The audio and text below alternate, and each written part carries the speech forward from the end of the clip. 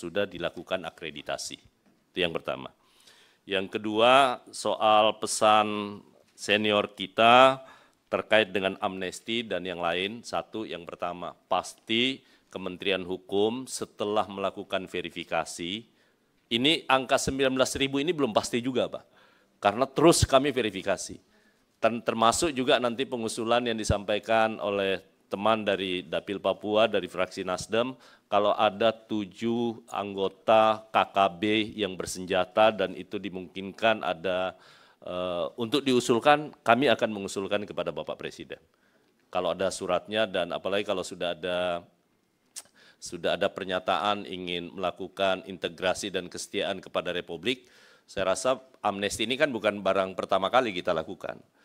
Di Aceh, semua diberi amnesti pada saat itu. Jadi saya rasa tidak ada masalah, karena ini upaya kita dalam rangka membangun dialog dan sebagai sebuah bangsa, satu kesatuan, tentu kita menginginkan hal yang sama dengan teman-teman, saudara-saudara kita di Papua. Kemudian terkait dengan Politeknik, Kang Agung, memang saya ingin menyampaikan yang pertama, untuk Politeknik kita sesuai dengan Perpres yang ada, itu memang masih ada di Kementerian Hukum. Walaupun sebenarnya ini adalah sekolah kedinasan yang ditujukan untuk imigrasi dan pemasyarakatan. Kecuali nanti Perpresnya itu dirubah dan dialihkan kepada Kementerian Imigrasi dan Pemasyarakatan, tentu ini tergantung kebijakan Bapak Presiden. Tentu kalau Presiden memutuskan hari ini pindahkan ke sana, rubah Perpresnya, ya kami pasti langsung patuh untuk melakukan itu. Tapi karena Perpresnya masih itu menjadi kewenangan di Kementerian Hukum, dan sekaligus upaya kami untuk mengembangkan Politeknik yang ada sekarang dengan pembentukan prodi baru yang sementara disiapkan oleh Kepala BPSDM, sampai saat ini kami tetap melakukan. Tetapi koordinasi termasuk untuk penerimaan catar di tahun yang akan datang, kami akan menyesuaikan dengan kebutuhan. Jadi Pak Sekjen dengan Kepala BPSDM itu setiap saat melakukan koordinasi. Untuk pemasyarakatan, dari Dirjen Pemasyarakatan butuh berapa sih yang out dan yang mau masuk, ini berapa supaya ada penyesuaian. Dan kami juga menyesuaikan dengan anggaran yang ada. Demikian pula halnya imigrasi juga sama, Pak. Nah karena itu saya rasa ini tidak ada masalah dan kami terus berkoordinasi dengan Kementerian Imigrasi dan Pemasyarakatan terkait dengan hal ini. Kemudian untuk kekayaan intelektual, ini memang jadi masalah, Bu. Ini kebetulan kita sama-sama di Gerindra. Nanti kalau AI yang bisa membuat lagu, aransemennya, nanti penciptanya kita harus kasih siapa ke hak ciptanya? EA berarti, Bu. Karena saya juga sudah mulai, Bu. Sudah mulai menciptakan sedikit-sedikit.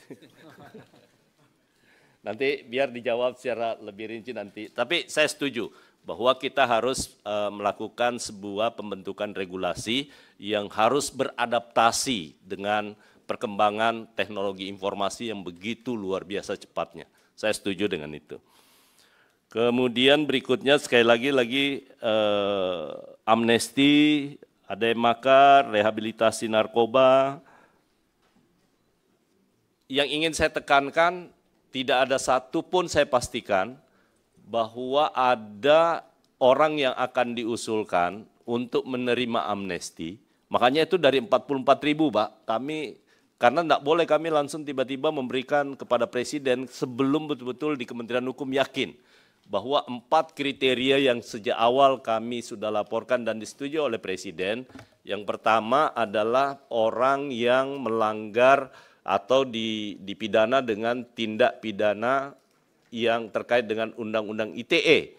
Itu pun hanya terkait kepada penghinaan kepada kepala negara atau kepada pemerintah. Di luar itu tidak. Jadi kalau ITE tapi itu terkait dengan orang per orang, itu rasa-rasanya nggak pas. Ya. Yang kedua, untuk yang narkotika itu betul-betul hanya ditujukan kepada pengguna. Itu pun barang buktinya harus berada di bawah 1 gram. Sehingga memang sekali lagi dulu saya sampaikan ini kita berikan seharusnya mereka itu tidak berada di lapas. Tapi harusnya kewajiban negara untuk melakukan rehabilitasi. Yang ketiga adalah orang yang memiliki gangguan jiwa dalam gangguan jiwa. OJDG ya, OJDG.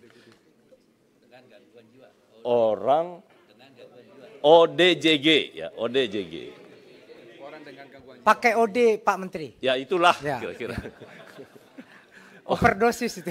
Nah, itu jadi itu yang kita lakukan. Yang ketiga adalah orang yang sakit berkepanjangan. Orang yang sakit berkepanjangan karena memang dan berusia lanjut, Pak. Jadi 4 kriteria itu. Jadi untuk tindak pidana korupsi, apalagi tindak pidana narkotika dengan status pengedar atau apapun, itu tidak akan kita berikan. Itulah kenapa lama data ini kami belum kirim-kirim kepada Presiden, karena nanti Presiden yang akan mengirim langsung kepada DPR untuk meminta pertimbangan. Dan pada akhirnya nanti pasti akan ke Komisi 13 untuk dibahas sekaligus memberi persetujuan kepada pertimbangan yang dimaksud. Kemudian berikutnya soal amnesti sudah, notaris sebentar saya jelaskan di terakhir, kemudian nama perusahaan, PNBP ataupun pungli. Bapak Ibu sekalian, alhamdulillah saya ingin sampaikan di Direktorat Jenderal AHU saat ini, sebentar.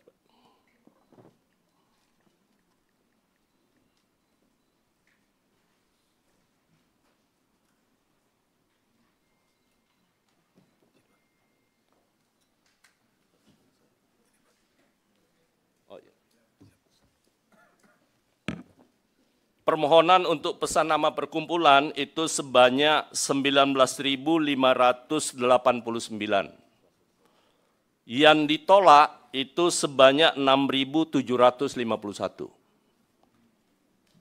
Sehingga yang di total keseluruhannya itu 26.340.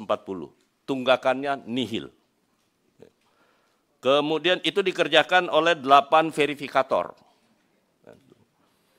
Yang berikutnya permohonan pengesahan perkumpulan. Diterima permohonan sebanyak 12.600, ditolak sebanyak 4.523, tunggakannya nihil. Inilah upaya yang kami lakukan bahwa tidak boleh harus ada kepastian hukum, baik di Direktorat Jenderal AHU maupun Direktorat Jenderal Kekayaan Intelektual, terutama 2 ini yang sering bermasalah. Mudah-mudahan sekali lagi terkait dengan permohonan yang 58.000 tunggakan di Direktorat Jenderal Kekayaan Intelektual, khususnya merek, karena merek yang paling banyak yang 58.000. Mudah-mudahan akhir bulan ini ya Pak, setidak-tidaknya di bulan Maret itu bisa selesai dan kami selesaikan tunggakannya menjadi 0. Saya sudah memberi otoritas sepenuhnya kepada Pak Dirjen beserta tim untuk bisa melakukan, pokoknya kerjakan apa adanya. Yang tidak bisa kita bantu ya sudah, nggak apa-apa, disesuaikan aja dengan mekanisme yang sudah ada di dalam kebijakan yang akan kita tempuh. Nah, khusus yang terakhir soal notaris, Bapak Ibu sekalian. Termasuk teman dari Demokrat, Pak Raja, menyangkut soal kenapa Kementerian Hukum harus mengakui salah satunya. Karena sekali lagi Kementerian Hukum sangat berkepentingan dan tidak ingin mengambil alih tugas organisasi profesi. Bapak Ibu kalau tahu, semua calon notaris itu mengikuti 3 kali ujian kompetensi.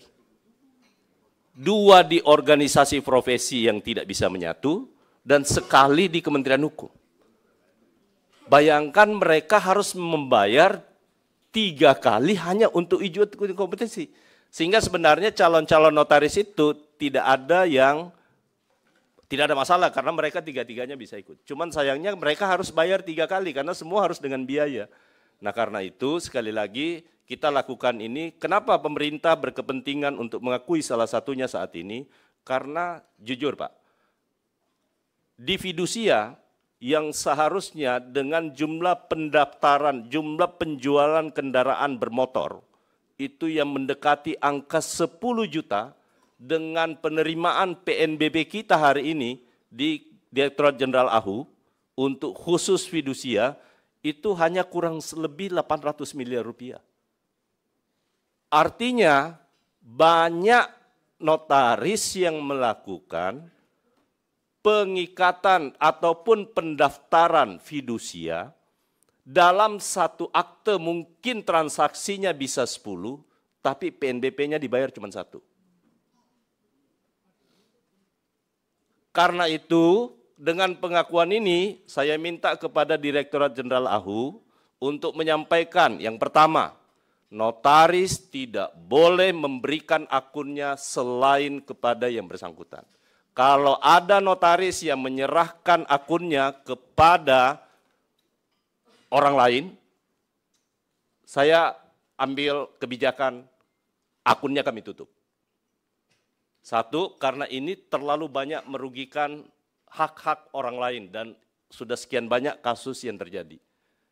Yang kedua, kami tidak pernah mengizinkan untuk satu pendaftaran fidusia. Boleh dalam satu akta 10 atau 100, tapi yang bersangkutan harus tetap membayar PNBP-nya 100.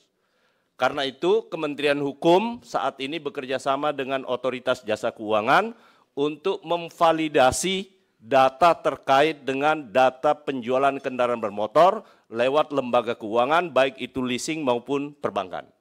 Datanya clear. Sehingga hitungan kami seharusnya PNBP khusus untuk fidusia bukan 800 miliar, tapi minimal 2 triliun rupiah. Nah, mudah-mudahan sekali lagi inilah kepentingan-kepentingan akibat kami harus melakukan itu.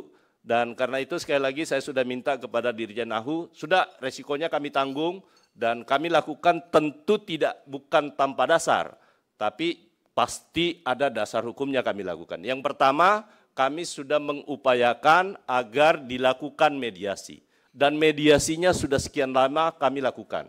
Dan bahkan kedua-duanya sudah minta bahwa kalau sampai dengan tanggal 15 Januari tidak selesai, maka keduanya menyerahkan kepada pemerintah untuk mengambil keputusan. Dan surat keduanya ada di kami, Bapak Ibu sekalian. Jadi itulah yang kami lakukan, sehingga sekali lagi mohon maaf, ini pertama adalah dalam rangka memberi perlindungan kepada teman-teman calon-calon notaris, memberi kepastian hakim kepada mereka, tetapi sekaligus juga untuk menjaga menyangkut soal penerimaan negara bukan pajak yang berasal dari akta ataupun pendaftaran yang diterbitkan oleh teman-teman notaris kita. Jadi sama sekali Kementerian Hukum tidak punya kepentingan kepada si A dan si B, sama sekali nggak ada. Tapi sekali lagi ini kita lakukan semata-mata hanya untuk kepentingan bangsa dan negara. Saya rasa itu Bapak Ibu sekalian, Pak Ketua, Pak pimpinan semua dan kepada anggota, saya mohon maaf nanti dilanjutkan